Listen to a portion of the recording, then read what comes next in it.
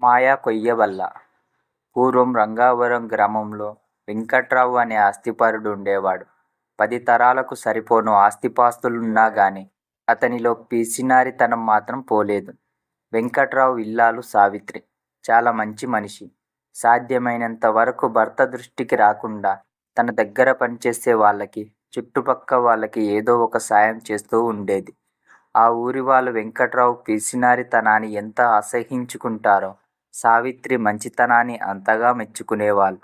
ఒకనాడు ఆ ఊరికి దేశాటన చేస్తున్న ఓ సాధువు శిష్యులతో సహా రంగవరం గ్రామం వచ్చి ఈ ఊరి శివాలయంలో విడిది చేశాడు. ఎవరో సాధువు వచ్చాడని తెలిసిన గ్రామస్తులు ఆయన్ని దర్శించారు. అందర్నీ ఆశీర్వదిస్తూ నోరు తెరవమని నోట్లో చిటికెడు బూడిదను వేస్తున్నాడాయన. ఆ బూడిద పరమ చేదుగా ఉంది. ఎవరికి వారు ఆ బూడిదను మింగకుండా యువతలకు వచ్చి ఉమ్మివేస్తున్నారు. వచ్చిన ప్రతి వారికి తమ గురువుగారు సాయంత్రం బ్రహ్మజ్ఞానం గురించి ప్రబోధిస్తారని రమ్మని చెబుతున్నారు శిష్యులు. ఇప్పుడు వస్తేనే నోట్లో ఇంత బూడిద పెట్టాడు, సాయంత్రం వస్తే ఇంకేం పెడతాడో అనుకున్నారు వచ్చిన వాళ్ళు. కొంతమంది నిర్మోహమాటంగా ఆ మాటను పైకే అంటే, కొంతమంది మాత్రం పైకి ఏం మాట్లాడకుండా మనసులోనే ఆ మాట అనుకొని ఇంటి దారి పట్టారు. ఆ సాయంత్రం చెప్పినట్లుగానే ఆ సాధువు బ్రహ్మజ్ఞానం గురించి చెప్పడం మొదలుపెట్టాడు. ఆయన మొదలుపెట్టేసరికి ఒక్కరిద్దరు వయసు మళ్ళిన వాళ్ళు తప్ప ఎవ్వరూ లేరు. తీరా కొంతసేపు అయ్యేసరికి ఆ ఊరి వాళ్ళంతా అక్కడే ఉన్నారు. అందుకు కారణం తమ గురువుగారు పురాణాల గురించి, బ్రహ్మజ్ఞానం గురించి అయిపోయిన తర్వాత తమ మహత్తుతో ఒక్కొక్కరికి ఒక్కొక్క కోరికను తీరుస్తారు అని ఆ సాధువు శిష్యులు ఊరిలో ప్రచారం చేయటమే. కొంతసేపటికి ఆ సాధువు బ్రహ్మజ్ఞానం చెప్పడం పూర్తి చేశాడు. ఎప్పుడు ఆయన కోరికలు కోరుకోమంటాడా అని ఎదురు చూస్తున్నారు. సరిగ్గా ఆ సమయంలో వచ్చాడు వెంకట్రావు. అంతకు ముందెప్పుడో వచ్చి కూర్చుంది సావిత్రి.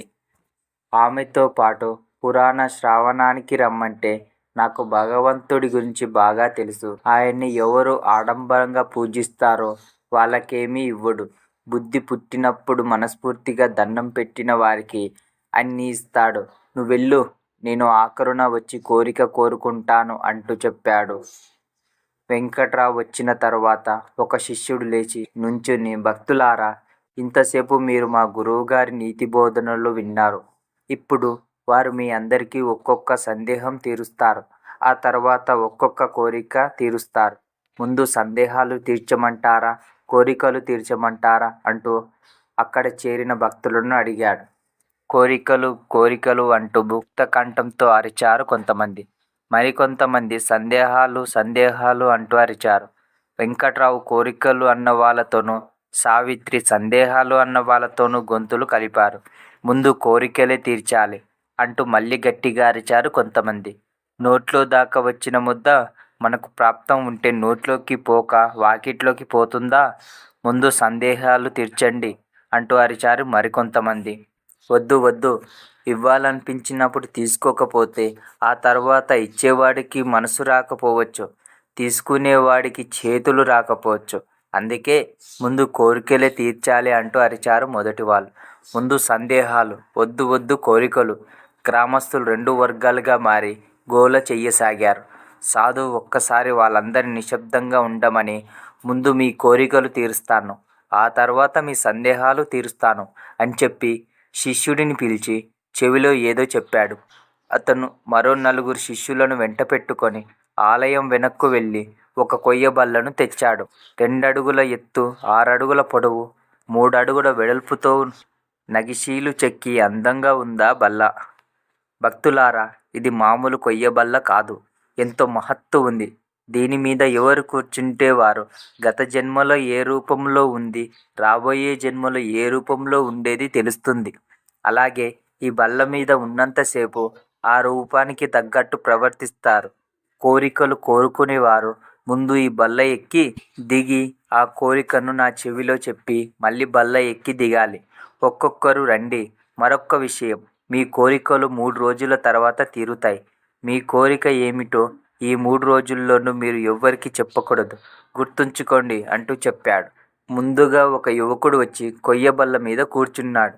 వెంటనే పందిగా మారిపోయి గుర్రు గుర్రుమంటూ అటూ ఇటూ తిరిగి క్రిందకు దిగాడు. అది అది చూసిన మిగతా వాళ్ళంతా రాములు కిందటి జన్మలో పందిరా అంటూ ఎగతాళిగా నవ్వాడు.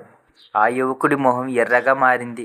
సాధువు చెవిలో తన కోరికను చెప్పి మళ్ళీ బల్ల ఎక్కాడు. వెంటనే గున్న ఏనుగుగా మారాడు. రెండవ వ్యక్తి మొదట కుక్కగా మారాడు, తర్వాత కోడిగా మారాడు. ఆ తర్వాత వ్యక్తి మొదట గాడిదగా, ఆ తర్వాత రెండవసారి పిల్లిగా మారాడు. ఆ తర్వాత వ్యక్తి మొదట గాడిదగా, ఆ తర్వాత రెండవసారి పిల్లిగా మారాడు. అలా వరుసగా కొంతమంది రకరకాల జంతువులు పక్షులుగా మారారు. అందులో ఏ ఒక్కరూ కూడా గత జన్మలో కానీ రాబోయే జన్మలో కానీ మనుషులుగా మారలేదు. అలా వరుసగా కొంతమంది రకరకాలుగా మారటం చూసి మిగిలిన వాళ్ళు గొల్లుమంటూ నవ్వుతున్నారు. చూసే వాళ్ళకి వినోదంగా, బల్ల ఎక్కే వాళ్ళకి సంకటంగా ఉంది. ఇలా కొంతసేపు గడిచాక ఈ రోజుకింతే, మిగతా వాళ్ళు రేపు రండి అంటూ ఆ సాధువు శిష్యుడు ఒకడు చెప్పాడు. అందరూ ఇళ్లకు కదిలారు. ఆ రోజుకి అటు వెంకట్రావుకి గాని ఇటు సావిత్రికి గాని ఆ కొయ్య బల్ల మీద కూర్చునే అవకాశం రాలేదు. మర్నాడు ఆ ఊరిలో విచిత్రం జరిగింది. కొయ్య బల్ల మీద మొదట కూర్చుని గత జన్మలో పందిగా మారిన యువకుడు దారి వెంట పోతూ ఉంటే మరో యువకుడు ఒరేయ్ పంది, ఇటు రారా అంటూ పిలిచాడు. వెంటనే ఆ యువకుడు ఏరా నన్ను పంది అంటావా? కిందటి జన్మలో నువ్వు గాడిదవు కదూ, పోరా గాడిద అన్నాడు. ఇద్దరి మధ్య మాట పెరిగింది. తగు తారస్థాయికి చేరింది. చూస్తుండరా, నేను ఏది అనుకుంటే అది జరగాలని ఆ సాధువుని కోరుకున్నాను. మరో 2 రోజుల్లో నా కోరిక తీరుతుందిగా, అప్పుడు నిజంగా నిన్ను గాడిదగా మార్చేస్తాను అన్నాడు గత జన్మలో పంది అయిన యువకుడు. ఓర్ని, అదా నీ కోరిక? నేను కూడా ఆ సాధువుని కోరుకుందదే. 2 రోజుల తర్వాత నీకంటే ముందు నేనే నిన్ను పందిగా మార్చేస్తాను అన్నాడు గత జన్మలో గాడిద అయిన యువకుడు. మరుక్షణం ఆ ఇద్దరు యువకులు పంది గాడిద అయిపోయారు. ఈ వింత చూసిన జనం అమ్మో, మనం కోరుకున్న కోరికలు 3 రోజుల తర్వాత తీరుతాయని ఆ సాధువు చెప్పాడు. కానీ వీళ్ళిద్దరూ ఒకళ్ళనొక్కళ్ళు పంది గాడిదలుగా మారిపోవడం చూస్తుంటే అప్పుడే మన కోరికలు తీరిపోయినట్లున్నాయి. అమ్మో, నా పొలంలో బంగారు వడ్లు కాచుంటాయి, త్వరగా వెళ్ళి తెచ్చుకోకపోతే ఎవరైనా ఎత్తుకుపోతారు అంటూ పెద్దగా అరుస్తూ ముందుకు కదిలాడు ఒక ఆసామి. 4 అడుగులు వేశాడో లేదో అతను బంగారు వడ్ల కుప్పగా మారిపోయాడు. ఆ ఊరిలో అంతకుముందు కోరికలు కోరుకున్న గ్రామస్తులందరూ ఏదో ఒక రకంగా తాము కోరుకున్న కోరికను బయటపెట్టి వెంటనే కోరుకున్న ప్రకారం కొంతమంది బంగారంగా, కొంతమంది వజ్రాలుగా, రత్నాలుగా, కొంతమంది బంగారు మేడలుగా మారిపోయారు. ఊరంతా గోలగా మారిపోయింది. వెంకట్రావు తమ సాధువుని ఏ కోరిక కోరుకోనందుకు ఆనందపడిపోతూ వీధిలోకి వచ్చి దొరికిన బంగారాన్ని, వజ్రాలని, రత్నాలని వీలైనంతగా పట్టుకుపోయి తన ఇంట్లోని భోషాణంలో దాచుకున్నాడు. ఈ విపరీతం చూసిన సావిత్రి వాళ్ళందరినీ కాపాడమని ప్రార్థించటానికి శివాలయంలో ఉన్న సాధువు దగ్గరకు వెళ్ళింది. గురువుగారు నిద్రపోతున్నారు, ఇప్పుడు వీలు కాదు, సాయంత్రం రండి అంటూ శిష్యులు సావిత్రిని అడ్డుకున్నారు. ఆయన నిద్ర లేచేసరికి ఊరంతా నాశనం అయిపోతుంది, ముందు ఆయన్ని నిద్ర లేపండి అంటూ బ్రతిమాలిందామె. చివరికి ఎలాగో ఆ సాధువును నిద్రలేపారు. జరిగిందంతా చెప్పి అయ్యా, వాళ్ళందరినీ మళ్ళీ మామూలు మనుషులని చెయ్యండి అంటూ వేడుకుందామె.